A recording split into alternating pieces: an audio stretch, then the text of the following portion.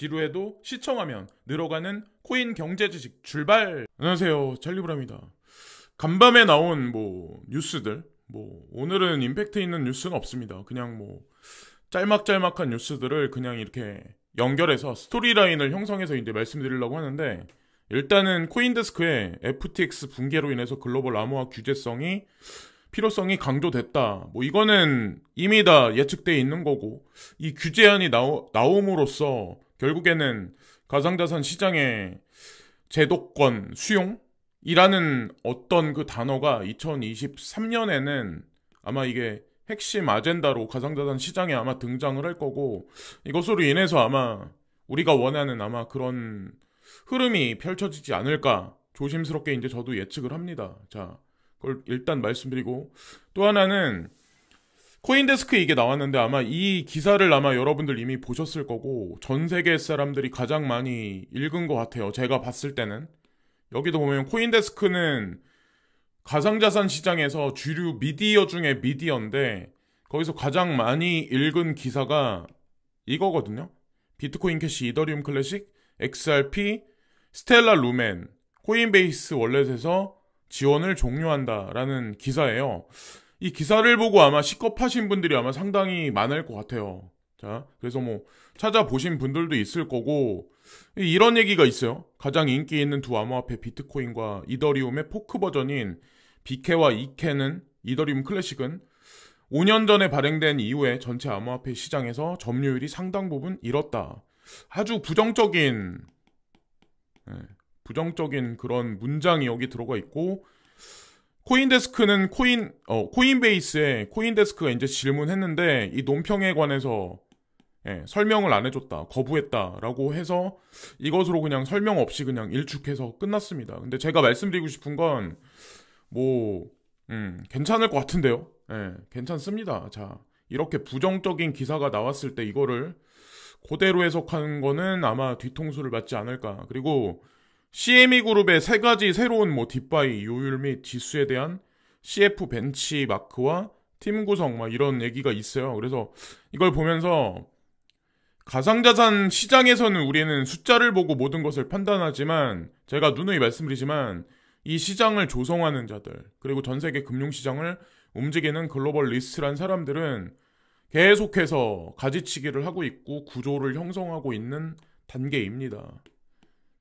CME를 보면 선물 시장에 비트코인하고 이더리움 들어가 있는데 거기에다가 디파이하고 관련돼서 인덱스 지수를 더 추가한다는 의미를 부여를 하잖아요. 과연 최상층에 있는 이 구조 형성에서 가상자산 시장의 최상층 그룹에 있는 CME라든가 CBOE라든가 블랙록이라든가 이들은 과연 지금 어떤 스탠스를 취하는지, 이게 더 저는 중요한 포인트라고 생각합니다. 요즘 들어서 이제 메타사의 CEO인 저커버그에 관한 안 좋은 얘기, 투자 실패에 관한 얘기, 이런 얘기 저런 얘기들이 상당히 많이 도는데, 제가 생각했을 때는 이 사람도 누가 밀어준다는 얘기가 있더라고요. 자, 여기 보면은 이 저커버그가 애플사를 지금 디스하거든요. 디스하는 내용이거든요. 그래서 애플에서 NFT 관련해서 그 지원을 종료하겠다는 기사를 아마 여러분들 보셨을 거예요. 그걸 보고 폐쇄적인 정책에 관해서 이제 저커버그가 이제 지적을 하는데, 이 내용을 보면 저커버그가 지금 현재 이제 지적을 하는데, 왜 그러냐면 2023년에는 그 애플사에서 AR과 VR하고 관련돼 있는 기기를 출시를 합니다. 근데 메타사가 전략적으로 가장 중심을 두고 산업을 추진하는 게 사실 그쪽 산업인데, 애플사가 거기에 등장하면 당연히 저커버그는 경계할 수밖에 없죠. 그래서 그 일면으로 이거를 볼 수가 있고, 2023년이 VR과 AR 시장의 원년이라고 보시면 됩니다. 그리고 그런 트렌드 자체가 사실은 가상자산 시장하고 맞물려 있다는 어떤 그런 거를 좀 생각해 보시면 어떨까. 우리는 그냥 단지 빗썸에 나와 있는 숫자와 업비트에는 나와 있는 숫자를 보고 트렌드와 방향성을 예측하고 추측을 하는데, 사실 그러다 보면 놓치는 부분이 많지 않을까라는 생각을 합니다. 거기다가 메타사는 제가 이것도 한번 말씀드리려고 하는데, 메타사는 윈도우즈, 마이크로소프트사하고 얼마 전에 파트너십 관계를 맺었어요. 그리고 윈도우즈, 마이크로소프트사는 홀로렌즈라는 어떤 그 그러니까 AR 기기를 뭐 지금까지 이제 산업 시장에서 계속해서 이제 보편화시키려고 노력을 했었는데, 왜 여기하고 이제 메타사하고 파트너십 관계를 맺었는지 뭐 그들만이 알고 있겠죠. 근데 어쨌건 마소가 이런 식의 결정을 했다는 걸 간과하면 절대로 안 된다. 메타사는 그래서 아마 메타버스 시장에서 불사신이 될 확률이 높지 않을까라는 생각을 합니다. 그리고 저커버그는 애플사를 이제 디스했는데, 제가 이제 한 가지 말씀드리고 싶은 게 있어요. 지금 현재 뭐 글로벌 모바일 페이먼트 랜드스케이프 여기 써 있는데, 여기 보시면 알리페이가 있고 애플페이가 있고 구글페이가 있고 페이팔, 아마존페이, 삼성페이가 있죠. 다 여기 보면은 이 친구들도 다 알고 보면 가상자산하고 다 관련이 있거든요, 결국에는. 네.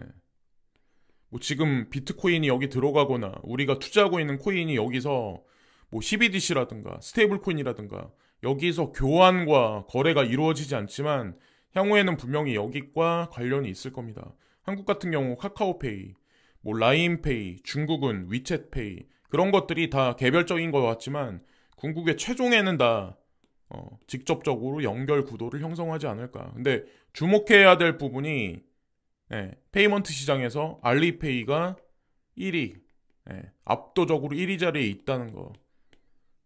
우리는 이런 거를 간과를 하죠. 근데 흐름을 모르니까. 자, 그리고 여기 보시면 제가 이제 한 가지 말씀드리려고 하는데, 이런 뉴스나 지금 현재 벌어지고 있는 일들을 보면 사실 뭔가가 지금 우리가 살고 있는 삶 속에 스며들고 있다, 이게 오고 있다라는 걸 위기의식을 느낄 수가 있거든요. 사실은 좀 민감한 사람들은 아마 이 거대한 모래폭풍이 오고 있다는 걸 느낄 거고, 거기서 위기의식을 아마 느낄 거고, 민감하지 못하신 분들은 아마 못 느끼실 것 같아요. 느끼는 사람들은 거기서 이제 행동을 할 거고, 자기를 지키기 위해서 직업 세계에서 살아남기 위해서 행동을 할 거고, 모르시는 분들은 그냥 이 모래폭풍을 그냥 아마 맞겠죠. 근데 어쨌건 세상이 예전 같지 않은 세상으로 우리가 생각하는 것보다 훨씬 더 빠르게 아마 진화해서 아마 다가올 거라고 이제 저는 생각을 하거든요. 어쨌건 지금 무드가 딱 이렇습니다. 지금 현재 돌아가는 상황이. 그리고 블랙릭 CEO가 여기 FTX 토큰으로 몰락했지만 기술은 여전히 뭐 혁신적이다, 뭐 요런 얘기를 했는데, 제가 이걸 말씀드리려고 했던 게, 이 기사의 이제 마지막 부분에 보면 블랙록은 2020년부터 암호화폐 산업의 적극적인 투자자로 활동해왔다. 블랙록의 최근 행보는 11월 3일 공개됐는데, USDC 발행사 서클의 준비금을 관리하겠다고 발표를 했다. 11월 3일날 이런 발표를 블랙록이 발표를 했다라고 하더라고요. 근데 왜 이 발표를 했었을까? 그리고 이거는 과연 서클사와 무슨 관련이 있을까? 골드만삭스가 서클사를 만들어냈고, 서클사가 USDC를 찍어냈고, 이 준비금 증명을 세계 최대 자산 운용사인 블랙록이 하겠다. 그리고 이 서클사는 코인베이스와 관련이 있다. 코인베이스와 그레이스케일은 연결돼 있다. DCG 그룹의 자회사가 그레이스케일이다. 그리고 제네시스는 코인베이스로부터 USDC를 받아서 이것을 그레이스케일에서 조성했었다. 요 연결 구도가 있거든요. 근데 여기 블랙록이 중간에 유동성으로 개입을 하는 거예요. 자, 여기까지만 말씀드릴게요. 자, 그리고 내 노후 자금인데 올해 68조 손실난 국민연금 나 못 받는 거야, 이 얘기가 나와요. 그래서 제가 이걸 찾아본 이유가, 여기 화면에 이게 TV에 아마 나왔을 거예요. MBC인가?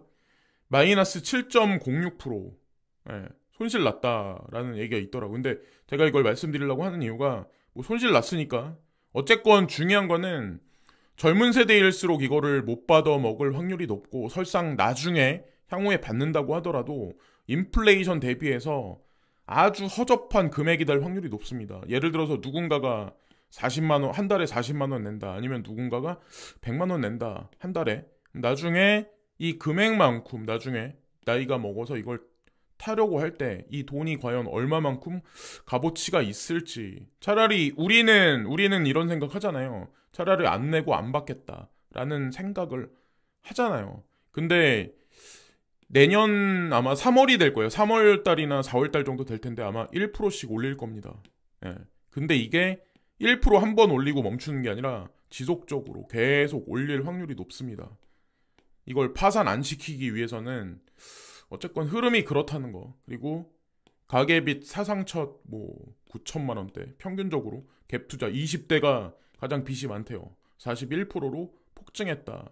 근데 제가 가상자산 투자에 언제나 누누이 말씀드렸던 게 저는 이런 생각을 했었거든요. 예전서부터. 그러니까 2015년, 16년부터 앞으로 직업 세계가 엄청 타이트해져가지고 내가 생활하기에 되게 쉽지가 않겠다. 예. 수익 활동하기가 쉽지 않겠다. 자영업 하시는 분들, 직장 생활 하시는 분들, 그게 무슨 사업이 됐건 무슨 어떤 행태에 뭐가 됐건 쉽지는 않은 세상이 오겠다라는 생각을 했었어요. 근데 그런 생각을 만약에 한다면 대출을 쉽게 못 받죠. 왜냐면 나는 지금 얼마를 받으니까 5년 후에도 이만큼 받을 거야 라는 생각, 안정적으로 생각하기 때문에 보통 그냥 대출을 받는데 제가 생각했을 때는 이런 요즘 같은 사회 흐름에서는 대출을 받아서 뭔가 투자거리를 만든다? 그것도 가상자산? 그거는 도박이라고 저는 생각하거든요. 제가 개인적으로 생각하는 거는. 그래서 이거는 사람에 따라 이제 내가 생각하는 판단 기준에 따라서 다르긴 하겠지만 제가 예전에 이제 이런 말씀 드린 적이 있었잖아요. 500만 원 그냥 자기 돈 투자한 사람이 1억 빚내서 투자한 사람보다 더 수익이 커질 거다. 사실 이 비유가 아무것도 아닌 것 같아도 여기에는 사실 중요한 어떤 그 메커니즘이 사실 있어요. 이럴 때 이런 장세가 장기적으로 갔었을 때 과연 어떤 사람이 더 장기적으로 고수익이 날 수가 있을지 사실 이런 걸 염두에 두고 저는 예전서부터 이제 말씀을 드렸던 것 같아요. 그리고 E12 이게 공중파에 나왔던 얘기가 여기 나왔는데 비트코인 가치 사라지고 있어. 투자 지불 수단으로 부적합. 외신에서 나왔던 얘기가 우리 그냥 일반 미디어에 그냥 나왔어요. 사람들은 과연 어떤 얘기를 할까? 여기 댓글을 보면 알 수 있고 대중 심리도 지금 현재 바닥에 떨어져 있는 현재 상황. 사람들은 포기하고 이 시장을 떠나는 사람이 더 많아질 수밖에 없고 지금 현재 그렇습니다. 그래서 이 심리 상황과 반대로 행동해야 되지 않을까라는 생각을 하고 보면 운수노조 그죠? 운수노조 파업했다는 거 보고 사람들이 욕을 했는데 여기 보시면 철도노조 파업 예고 철회 파업하려고 했는데 이거 철회를 한 거잖아요. 근데 제가 반복해서 말씀드리는데 2023년, 2024년, 2025년 우리는 철도 노조뿐만 아니라 다양한 노조의 파업을 보게 될 겁니다. 나는 파업 안 하게 되겠지라고 말씀하실 분 있겠지만 이 방송을 보는 시청자분 중에도 아마 파업을 하시는 분, 그러니까 파업을 하기 위해서 으쌰으쌰를 하셔야 되는 어떤 그런 상황이 올 수도 있습니다. 사실 이런 상황이 올 거라는 거에 관해서 우리는 알고 있기 때문에 미래 사회에 살아남기 위해서 코인 투자를 하는 거고 사실은. 자, 그리고 미국 인플레법 전화 한 통 없었다. 마크롱 꺼낸 뒤통수론. 미국과 유로존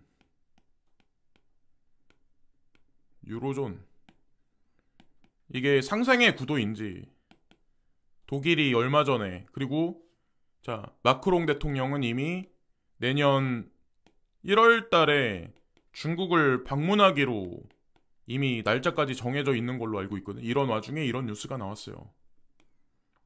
인플레법 반대. 이것으로 인해서 우리는 득이 없다. 우리 프랑스인이 일을 해야 되는데 이 법을 만약에 미국 의도대로 들어주면 우리한테 남는 게 없다. 그럼 계산기를 두들기겠죠. 여기서 유로존과 미국은 틀어집니다. 결론을 말씀드린 거고 이거는 중간 과정이 기사에 나왔다라고 이제 보시면 돼요. 하여튼 예전 같지 않은 달러의 흐름, 달러의 흐름이 만약에 전 세계 무역 시장에서 각국과 단절돼서 자국 우선주의 쪽으로 만약에 흘러간다면, 그리고 내수 시장 위주로 키워진다면 거기에 사실은 핵심이 있다라고 저는 생각해요. 가상자산 시장과 달러의 위축과 달러의 축소는 사실 디커플링 관계입니다. 사실 그 구조의 일면을 이 기사 하나로 사실 우리가 유추할 수 있거든요. 그리고 오늘이라고 하던데 이거 위믹스, 이것으로 인해서 얼마나 많은 사람들이 피해를 봤을지 참 그래요. 제가 저 아는 지인도 어떤 사람 어떤 친구가 이거 위믹스 좀 투자해서 손해를 많이 봐서 더 이상 코인 투자 안 하겠다, 질려버렸다라고 이제 저한테 이제 그런 얘기를 했었거든요. 그래서 만약에 이게 진짜 상패 번복이 난다면 와, 참 중간에서 개인 투자자들만, 그죠? 그리고 택시비가 1일 밤부터, 그러니까 어저께죠, 밤부터 심야 기본 요금 최대 5,300원으로 증가한다. 이 얘기 5,300원? 와, 어마어마해. 이제 택시도 못 하겠네요. 그리고 중요한 건 늦게까지 사람 만나는 거를 못 하게 되겠죠. 보통 귀가를 빨리 할 수밖에 없고, 그거는 자영업 하시는 분들하고 연결이 돼 있고, 하여튼 모든 것들이 우리가 살기에 녹록치 않은 그런 환경으로 점진적으로 가고 있는 것 같습니다. 자, 여기까지 말씀드리면서 오늘 방송도 마치겠습니다. 뭐 뚜렷한 뉴스거리가 없어요. 자, 오늘도 힘내시고 끝까지 힘내세요. 감사합니다.